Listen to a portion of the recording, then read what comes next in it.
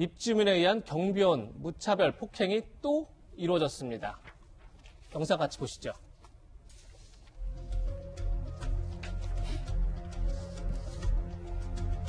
늦은 밤 승용차 한 대가 아파트 단지로 들어옵니다.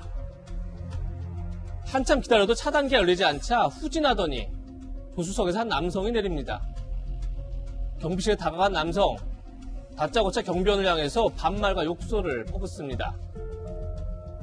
이거 뭐냐고! 제가 못하는 점 말씀드렸잖아요. 여기 규칙이 안 된다잖아요, 규칙. 왜 아직 들어가지 마! 남성의 횡포는 폭행으로 이어졌습니다. 60대 경비원의 옆구리를 주먹으로 때려 눕힌 후 말리러 나온 다른 50대 경비원의 얼굴을 때려 코뼈를 부러뜨리기도 했습니다. 당시 경비원 목소리도 같이 들어보시죠.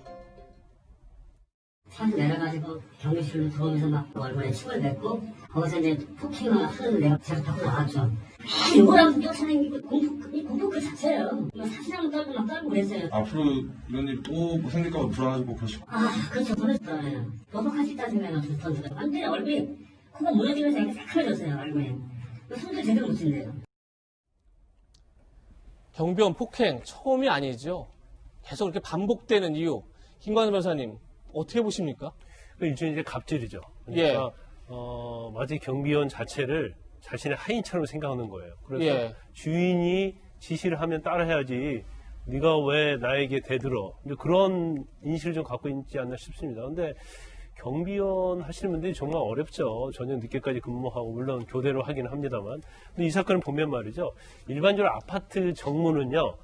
자유 출입을 하게 돼 있지만 아파트 입주민이 아니면 이제 후문을 통해서는 출입하게 못하는 그런 아파트가 많아요. 그 이유는 아파트의 어떤 안전성을 위해서 그건 당연히 해야 하는 거거든요. 그럼에도 불구하고 아파트 입주민이 경비원이 자신의 임무를 완수하는데 그걸 가지고 문제를 제기하면서 이렇게 폭행을 하는 것 자체가 사실은 문제 있다 보고 아마 이건 코뼈까지 부러뜨리게 했는데 아마 4주 이상 진단이 나왔을 거예요. 그런데 범행의 동기를 보면 아주 죄질이 안 좋아요. 그래서 이런 사람들은 아마 구속돼서 수사를 받을 가능성이 크다. 그래서 그 순간에 자기의 감정을 이기지 못했지만 본인이 결국 구속될 수밖에 없는 상황이 오지 않은가 싶습니다. 그런데 최근에 이런 경비원분들의 너무 힘든 그러한 노고 그리고 그 업무에 대해서 이제는 산업재해를 인정하는 이제 그런 방향으로 가고 있어요. 그래서 근로복지공단에서도 일종의 한 예가 있는데 원래 주차해서는 안 될 자리에 주차를 하면 주차 스티커를 붙이잖아요.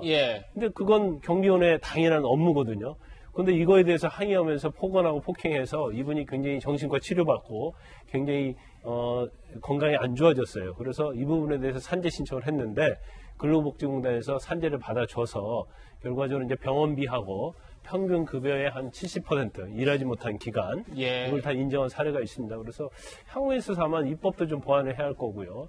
또 경비원 분들에 대한 인식이 좀 달라져야 한다 이렇게 봅니다.